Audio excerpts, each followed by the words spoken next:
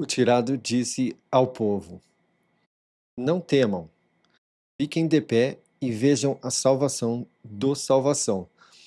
Aqui, essa palavra salvação é a origem do nome Jesus. E essa palavra salvação é Yehovah, tá? Essa aqui são, nas Bíblias tradicionais, aquela palavra Senhor, tudo em maiúsculo. Que eu falo que essa é a real tradução dela. Que aponta para a crucificação.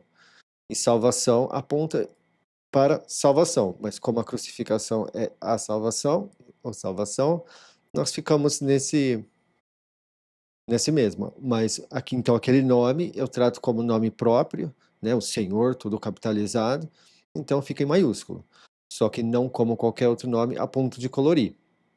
Porque o salvação maiúsculo colorido eu deixo para o Novo Testamento, para a palavra que substitui Jesus, que significa salvação. Então, no Novo Testamento, salvação, a primeira letra maiúscula, em vermelho.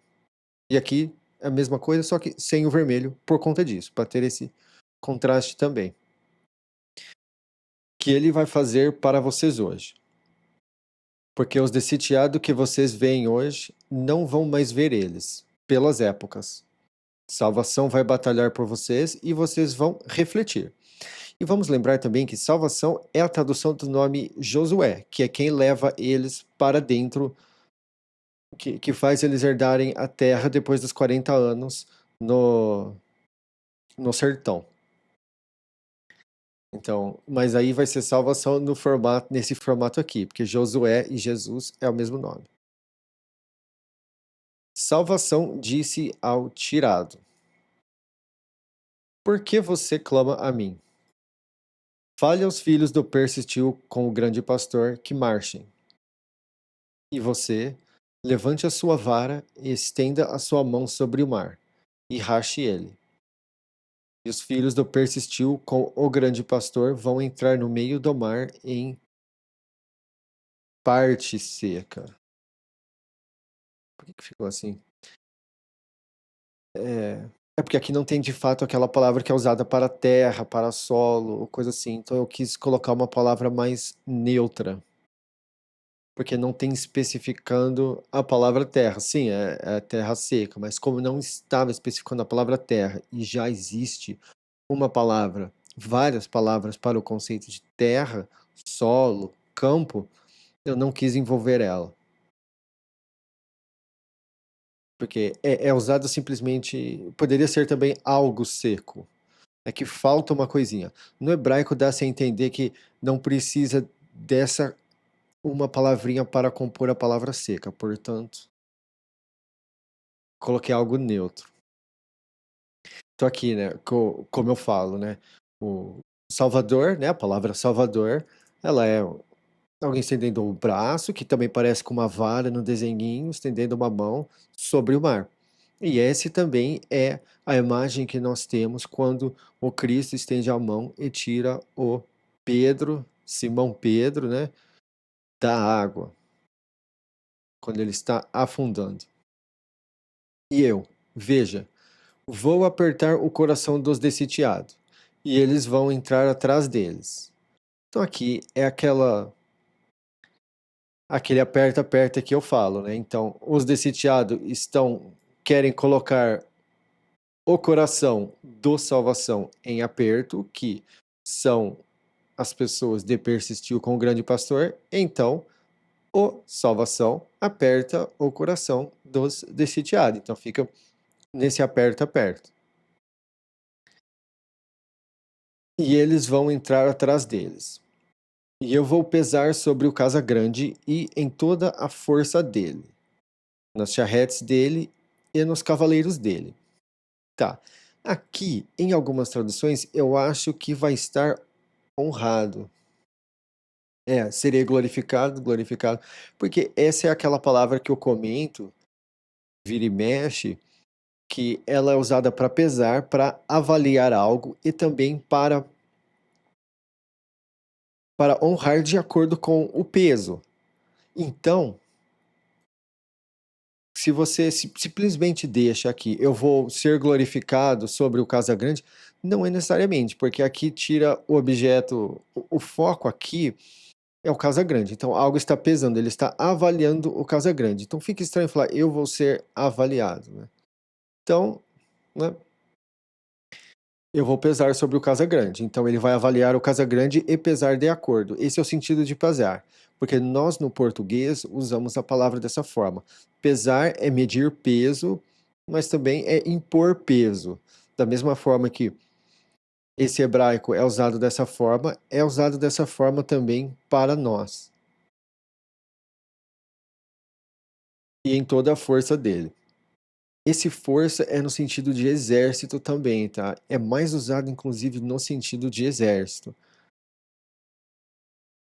Nas charretes dele e nos cavaleiros dele. Então, os de sitiado vão saber que eu sou salvação. Quando eu pesar sobre o Casagrande, nas charretes dele e nos cavaleiros dele.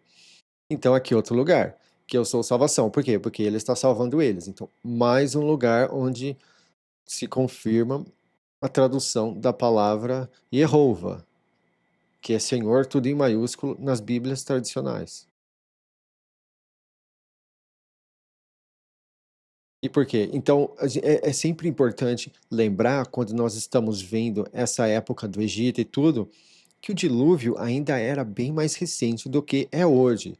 Então, essa história do dilúvio ainda é bem recente ali. Então, quando todo mundo desse pessoal é afogado, de uma forma absurdamente através de um feito impossível, é claramente um feito do mesmo que afogou a terra toda. E nessa época, essa ainda é uma história bem mais recente do que hoje.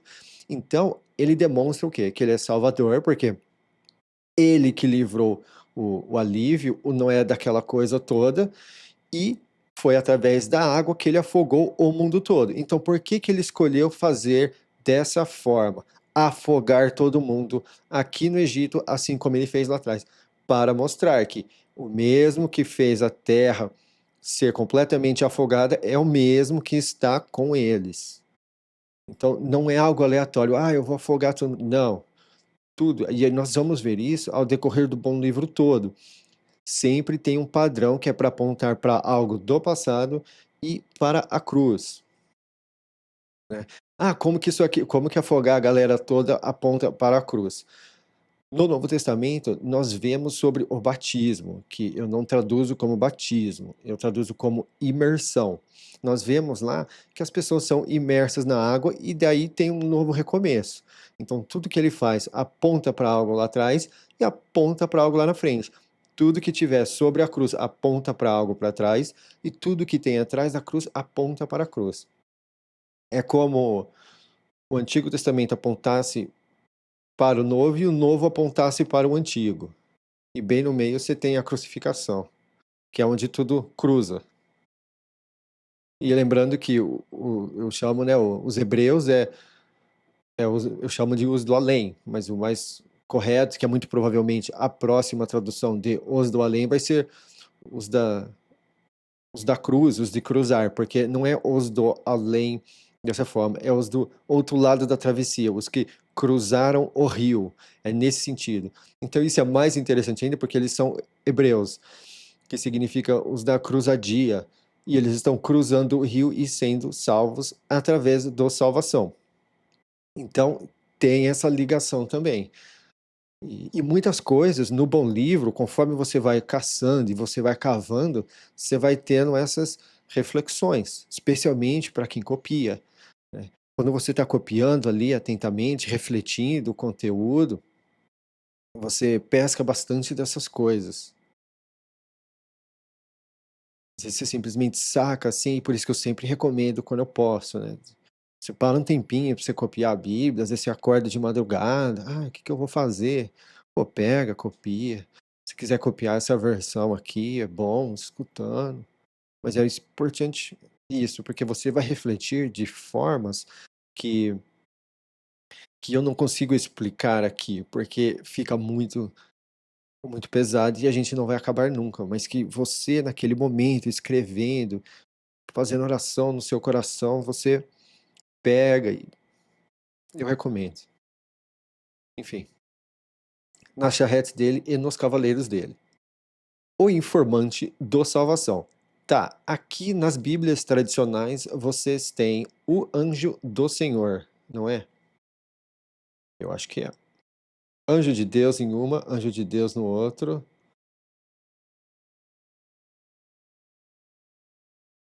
Anjo de Deus no outro, anjo de Deus no outro. Ah, então por que que tá salvação na minha aqui?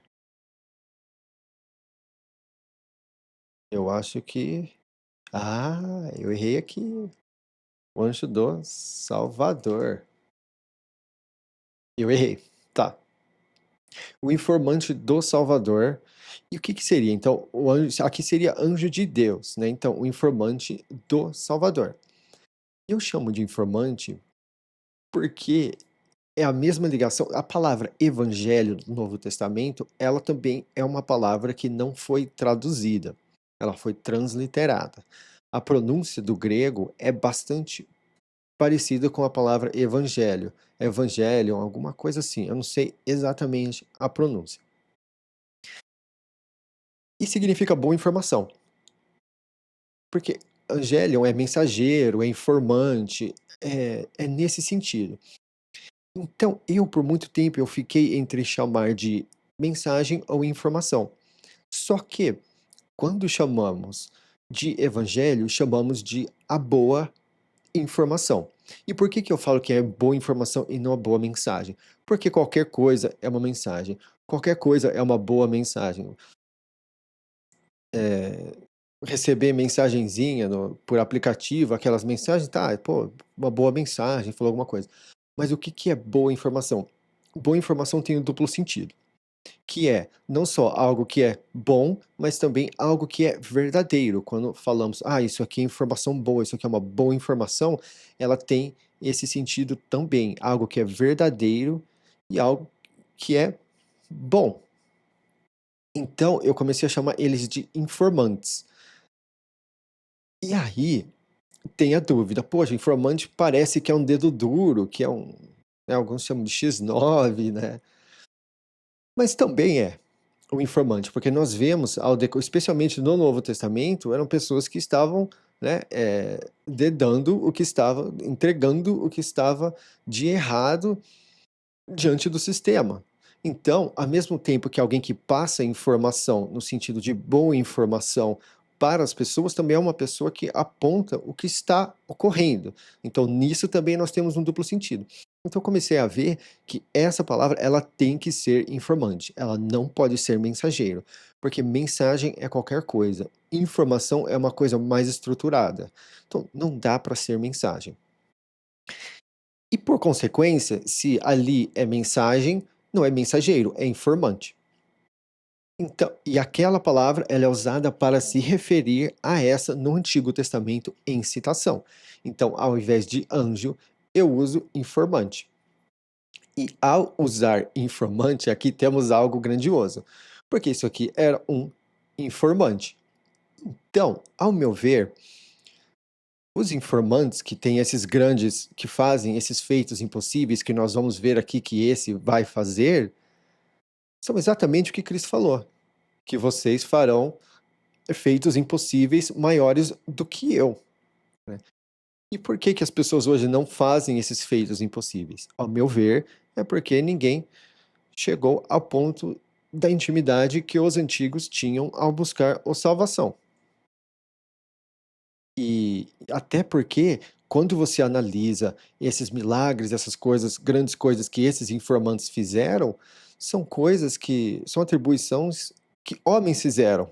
Por exemplo, no Novo Testamento, tinha um informante sobre a pedra e o rosto dele brilhava. Tem um trecho onde Moisés faz a pedra brilhar. E as outras coisas, os grandes feitos de Moisés, partiu o Mar Vermelho, né? Moisés é um homem, né? E E nós vemos, ao decorrer da Bíblia, que essa palavra informante, ela é usada como homem, né? O homem chegou e é sempre nesse contexto, dessa forma. Por isso que, ao meu ver, a palavra anjo, ao não ser traduzida, ela denigre o poder de Deus, o poder de Salvador. E como que ela faz isso? Porque ela descredibiliza o poder que o Salvador tem de colocar esses feitos impossíveis na mão das pessoas que buscam ele com todo o coração. Hum. Agora, isso é algo extremamente polêmico que eu falo aqui, tá? E como tudo, sempre que eu falar algo assim, eu gosto de mencionar, né? Faça oração para que nem eu e nem ninguém te engane nesse sentido. E busque, né? Então, ao meu ver, isso aqui era um homem com forte presença do salvação no coração. Talvez alguém que já foi arrebatado, porque nós sabemos que já tiveram pessoas que foram arrancadas da terra antes, Enoque lá no começo, então talvez ele enviou Enoque para fazer aqui. Eu acho que era simplesmente um homem na terra que estava com forte presença do salvação, do Salvador no coração. Que ia na frente do acampamento do persistiu com o grande pastor. Arrancou-se e foi para trás deles. E a coluna de nuvem arrancou-se da frente deles e ficou de pé atrás deles.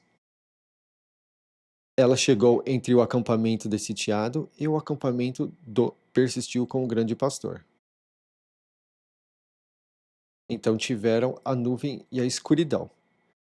E iluminou a noite, e um não chegou perto do outro toda a noite. O tirado estendeu a mão dele sobre o mar. Então aqui nós temos aquela aquela aquela imagem, né?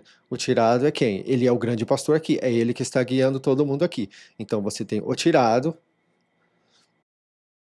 né, estendendo o tirado, e aquela mão estendendo, um homem, e daí um braço, e daí a água, estendendo a mão dele sobre o mar. Então aqui ele está encenando a palavra Salvador.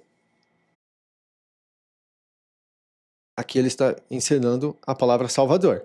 Assim como no Novo Testamento, salvação, Jesus estende a mão e tira Pedro. Então, quando Jesus, salvação, faz aquilo no Novo Testamento, e logo em seguida os apóstolos falam, de fato, ele é filho de Deus, ele é filho do Salvador, o que eles viram ali?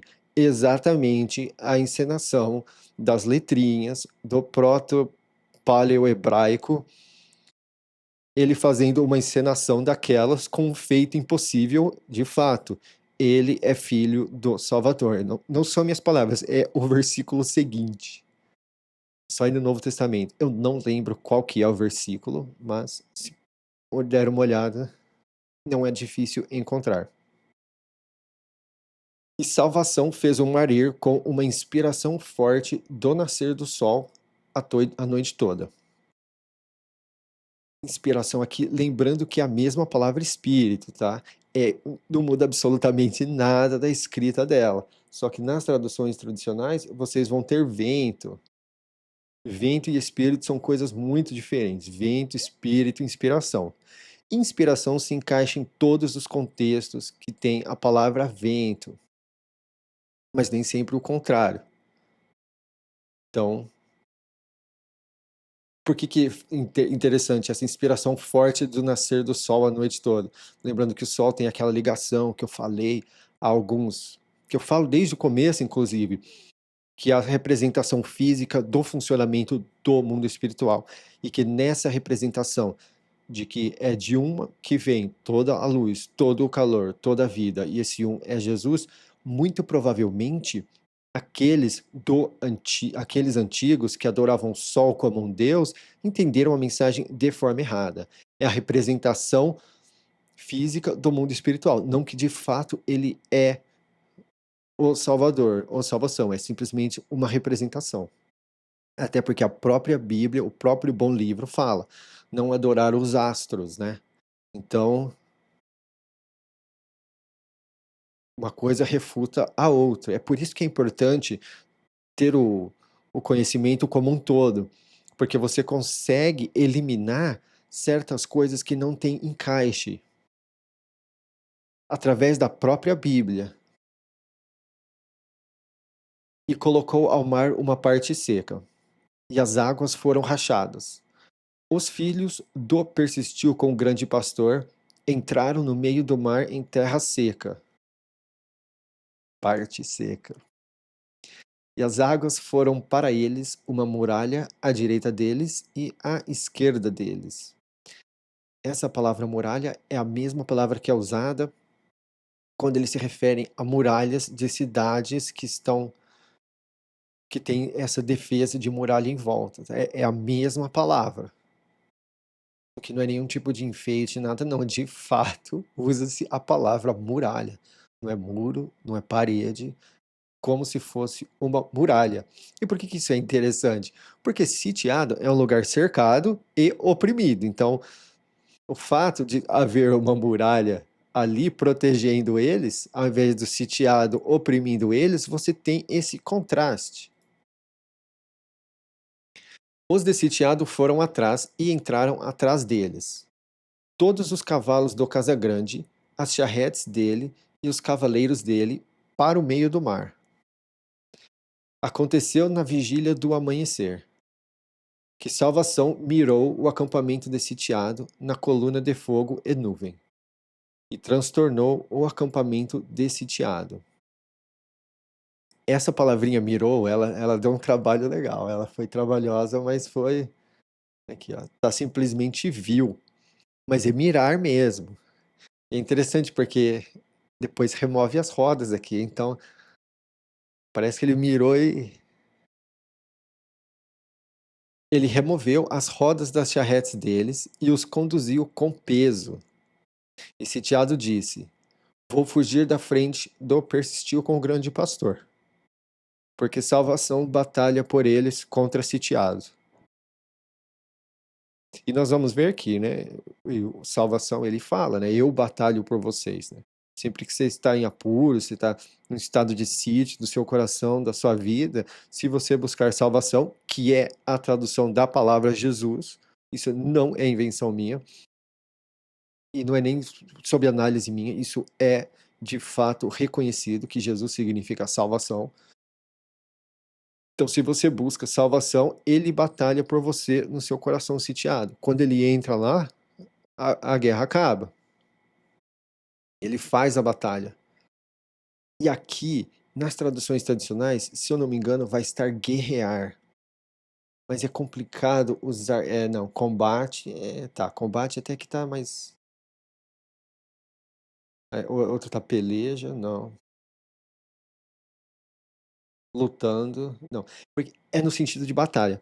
Sabe quando seu coração está naquele estádio de sítio, você está naquela confusão, você está incomodado com algo e aquilo está te afetando, algo que está acontecendo no exterior, enfim, seu coração está perturbado. Aquilo ali é uma batalha que você está tendo com você. Então, quando você busca salvação através da oração ou das formas que ele quer que você busque ele, que são formas intrínsecas e não extrínsecas, ele faz aquela batalha, ele suaviza o seu coração e passa. Uma boa demonstração disso é muitas pessoas que, quando escutam louvor e começam a orar assim, acalma, né? Por quê? Porque salvação acalma a coisa toda. Mas e isso até é ótimo, mas quando você começa a interagir com a palavra, aquilo que eu falo, né? Copiar e realmente passar ali um tempo, você e o salvação ali, escrevendo, copiando os versículos,